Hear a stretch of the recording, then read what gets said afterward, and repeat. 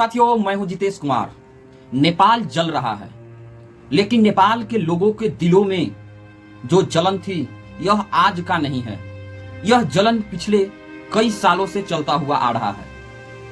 यह जलन तब उत्पन्न होती है जब उसको झांसा देकर कोई गलत ट्रैक पर ला दिया जाए कि आपको वहां पे बहुत ही ज्यादा प्रोग्रेस मिलेगा, हर कोई अमीर हो जाएगा, हर कोई इक्वलिटी हो जाएगा और फलाना फलाना फलाना।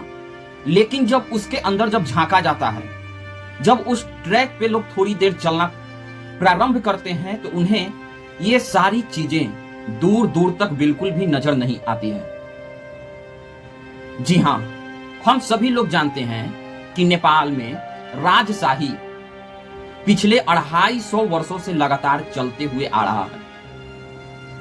चलते चलते और खुशहाल, आज के अपेक्षा में बहुत ज्यादा खुशहाल, प्रयत्न, संघर्ष, सारे चीज थे, करप्शन नहीं के बराबर।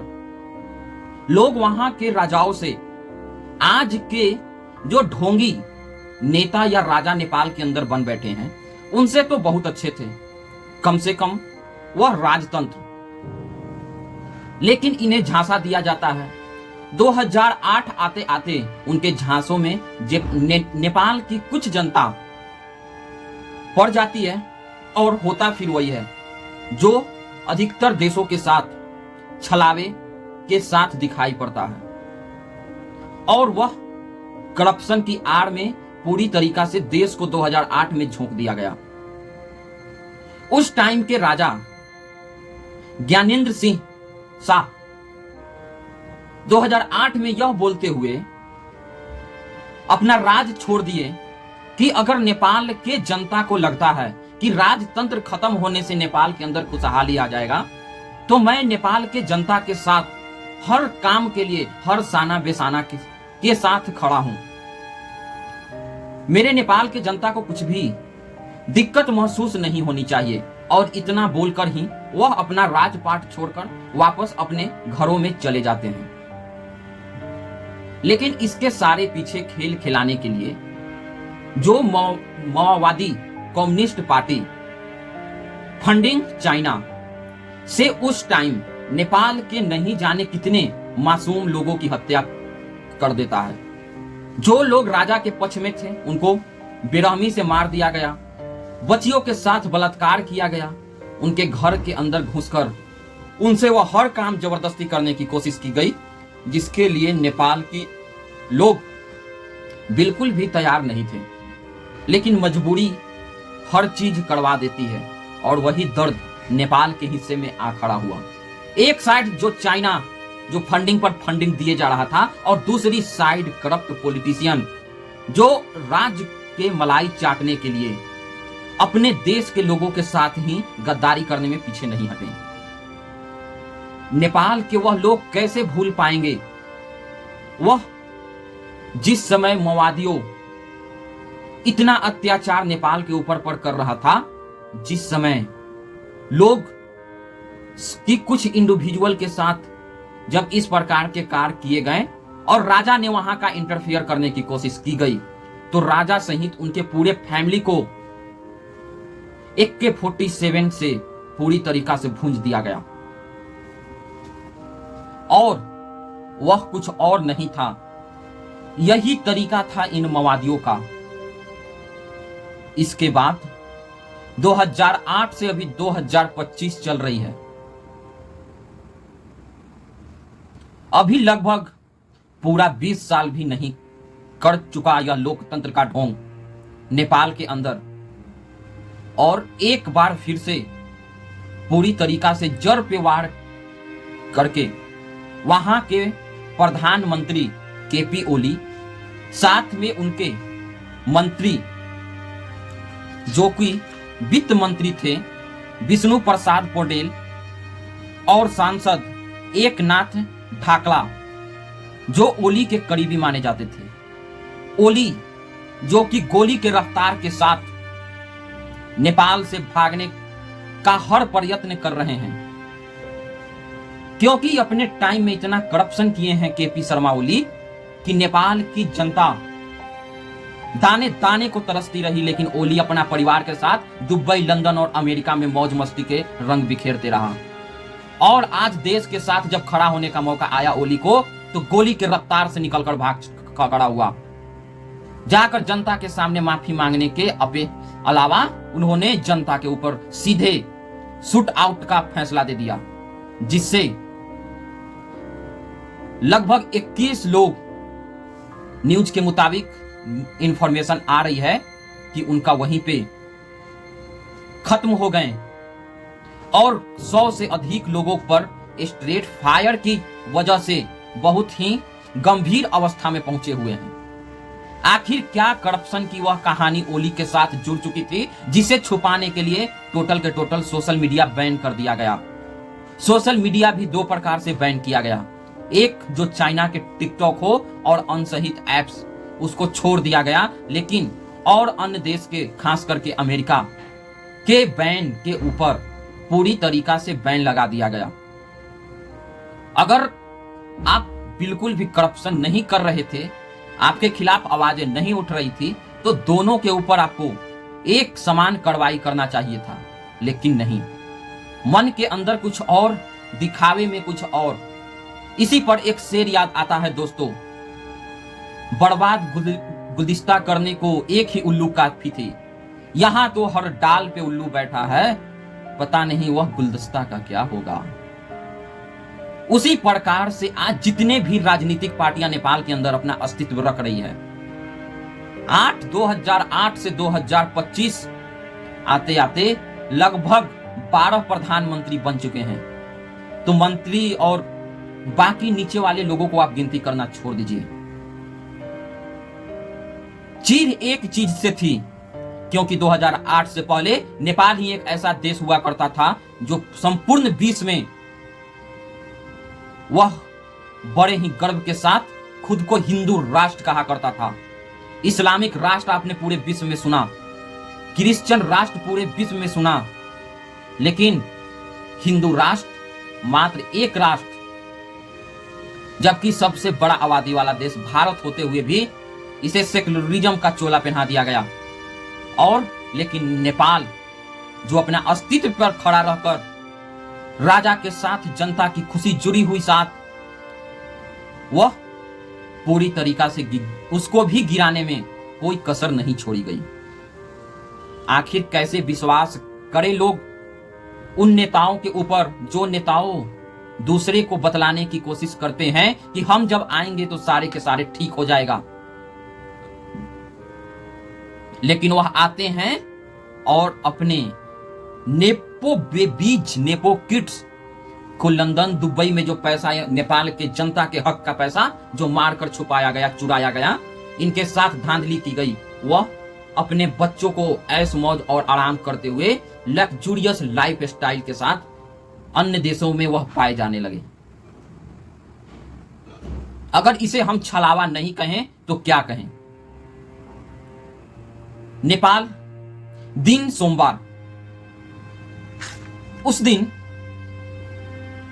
रविवार सोमवार से पहले नेपाल के अंदर 26 ऐसे सोशल मीडिया साइट हैं जिन पे बैन लगा दिया जाता है। उसके विरोध में लोग शांति से अपना विरोध प्रदर्शन दर्ज करवाते हैं सरकार के सामने, लेकिन सरकार अपने घमंड के आड़ में किसी भी लोगों का वह आवाज सुनने से मना कर देती है। नेपाल के लोगों को धमकी दी जाती है कि तुमको जो करना है सो कर लो। नेपाल के जो तत्कालीन प्रधानमंत्री हैं या सरकार हैं, न तो वह इस्तीफा देगी और न ही किसी प्रकार की बात मानी जाएगी। तभी याद आता है नेपाल के जनताओं को कि नेपाल या कोई भी देश अपराध करने से ज्यादा बड़ा अपराधी अपराध सहने वाला होता है। और उसके बाद सोमवार के दिन ही विरोध प्रदर्शन करते हुए ओली सरकार अपने पुलिस को, अपने आर्मी को डायरेक्ट एक्शन करने के लिए, उन पे डायरेक्ट फायर करने के लिए आदेश दे देती है और उसके नतीजे में 21 लोग चल बसते हैं। वहां के लोगों के अंदर गुस्सा फूट पड़ता है और फूटने से पहले उन लोगों ने यह भी नहीं देखा कि अब रास्ते में कौन आ रहा है।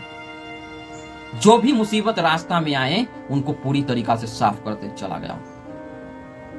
पुलिस हो या आर्मी, जब जनता की पुकार आती है तो सारे के सारे रास्ते खाली कर दिए जाते हैं। जनता से ताकतवर विश्व के कोई भी देश बड़ा नहीं हो सकता है। नेपाल, जिसे युवाओं का देश कहा जाता है, जिसमें 20.80% लोग युवा अवस्था में पाए जाते हैं, जिनका उम्र लगभग 25 से 35 वर्ष के बीच वाले युवाओं को उन लोगों ने खुद को जैनजी नाम से पुकारना स्टार्ट कर दिया। और वही जैनजी लोग जो कि नेपाल के अंदर पूरे के पूरे इंटरनेट के जरिए लोग जो जुड़े हुए थे युवाओं, वह बैन करने से पहले ही बहुत सारी घटनाएं घट रही थी। जैसे कि नेपाल के प्रधानमंत्री केपी ओली ने 2-3 दिन पहले ही अपने संविधान में संशोधन करते हुए इस बात को नियम पारित कर दिया, जो कि पहले नियम यह था कि अगर कोई व्यक्ति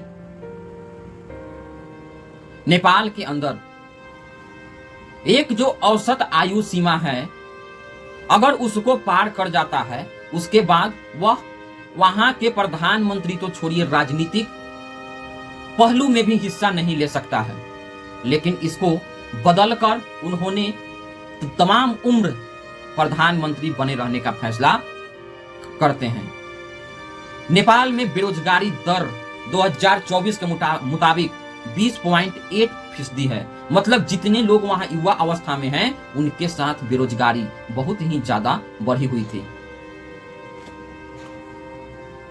अगर राजा के विरोध में खड़ा होना था तो जितने भी राजनीतिक पार्टियां हैं, इनको एकत्रित रहने की बहुत बड़ी आवश्यकताएं थी। एकत्रित रहने के लिए आपस में ही सीटों का बंटवारा कर लिया करते थे। ऐसे ही नहीं, 18 साल के लगभग में 12 प्रधानमंत्री का बदल जाना यूं ही आसान नहीं लगता है। वहां के राजनीतिक पार्टी जो कि नेपाली कांग्रेस, जिसके अध्यक्ष Sher Bahadur Deuba, communist party of Nepal KP Sharma Oli, और एक और पार्टी राष्ट्रीय स्वतंत्र पार्टी, जो कि दोनों के बीच में मीडियोकर का काम किया करती थी। जिसके साथ समर्थन कम आया उसके साथ जुटकर सरकार बना लेना। मतलब मुख्य रूप से नेपाल को लूटने के लिए इन्हीं लोगों ने पूरा का पूरा ठिका ले रखा था, क्योंकि राजा को हटाने वक्त भी यही पार्टियां सबसे ज्यादा चीन से फंडिंग लेकर नेपाल के जनता को तंग करने का प्रयास किया करी। वहां के मासूम लोगों के ऊपर अनेक प्रकार से दबाव और कष्ट देने का लोग ने साहस उठाया।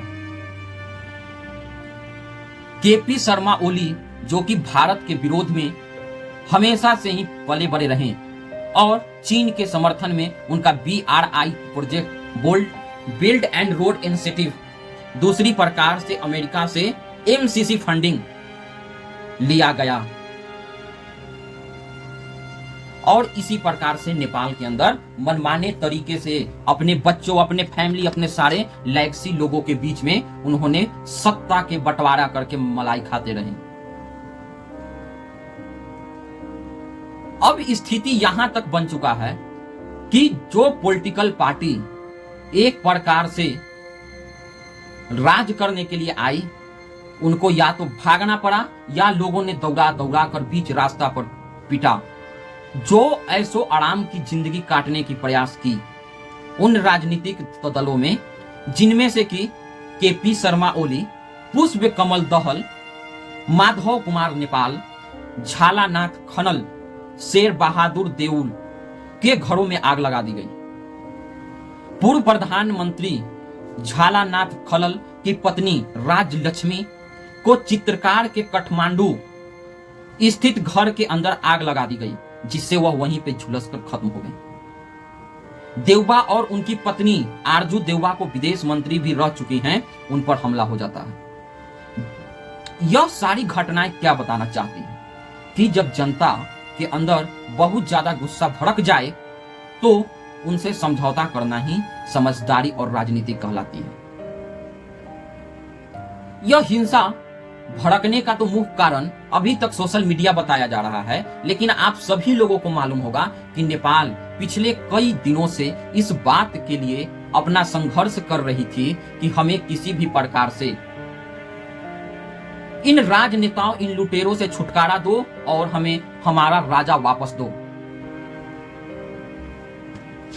यहां तक कि जब केपी ओली ने अपना रेजिग्नेशन पत्र सौंपा राष्ट्रपति को, तो राष्ट्रपति भी के ऊपर लोगों का गुस्सा फूट पड़ा और राष्ट्रपति भवन को भी क्षति नुकसान पहुंचाने के लिए चले गए। सुप्रीम कोर्ट जो कि एक करप्शन का अड्डा बना हुआ था नेपाल के अंदर, जितने भी यह पॉलिटिकल पार्टी थी दिखावे के लिए तो कुछ भी करती थी, लेकिन सपोर्ट करने के लिए सारे जुडिशियली सिस्टम के अंदर भी ये सारे नेतागण अपने ही लोगों को बैठा रखे थे। जनता सब देखती है, सब जानती है। काठमांडू घाटी के स्थित ललितपुर नुक्खू सेंट्रल जेल में को भी आग के हवाले कर दिया जाता है। सारे अपराधियों को निकाल कर रिहा कर दिया जाता है और आरएसपी पार्टी के प्रमुख और ओली सरकार के आलोचक रूबी लमचमानो को कैद से रिहा कर दिया जाता है। वहां के लोगों के अंदर इतना ज्यादा गुस्सा भर चुका था कि अब वह गुस्सा फटना बहुत जरूरी हो गया था। अभी तक इंफॉर्मेशन आने तक वहां पर मामला बिल्कुल भी शांत नहीं हुआ है। सेना जो कि प्रधानमंत्री को जाने के बाद सेना खुद अपने अंडर कमांड लेना चाहती है और नेपाल के लोगों के अफसोस के बीच में और कुछ भी नजर नहीं आ रहा। सिर्फ और सिर्फ बेबसी और बेबेचारी ही लोगों के पास नजर आ रहा है। हम भारतीय बिहारवासी नेपाल के जितने भी युवा साथी हैं, उन सभी लोगों को एक भारतीय होने के लिए साना बेसाना हम उनके साथ पूरी प्रकार से खड़े हैं। किसी भी प्रकार के अगर नेपाल के भाई बहनों को दुख होती है, कष्ट होता है या सनातन के ऊपर आघात करने की प्रयास कोई भी करेगा, तो बिहार और बिहारवासी हम कभी भी चुप नहीं रहेंगे उनके सामने। और ईंट का जवाब पत्थर से अभी तो नेपाल के लोग पूरी तरीका से देना स्टार्ट कर दिए हैं, लेकिन उनमें जो भी मेरे नेपाली भाई बंधु का क्षति हुआ है, उन सभी के लिए मैं प्रभु से, भगवान से अपने प्रार्थना करूंगा कि उनको आत्मा के शांति दे। यह नमन की घड़ी, दुख के घड़ी में मैं अपने नेपाल वासी भाई बहनों के साथ हूं। इसी के साथ हम बहुत ही दुखी मन से इस वीडियो को अब यहीं समाप्त करते हैं। आप अपना राय हमें कमेंट के माध्यम से जरूर बताइए कि क्या आप भी नेपाल के अपने सनातनी भाइयों के साथ खड़े हैं। अगर हां तो यस लिखकर कमेंट में जरूर दीजिए। हम अगले वीडियो में मिलेंगे। जब तक आप सभी लोगों से अनुरोध है, आप हमारे चैनल को ज्यादा से ज्यादा सब्सक्राइब कीजिए, लाइक कीजिए और शेयर कीजिए। जय हिंद।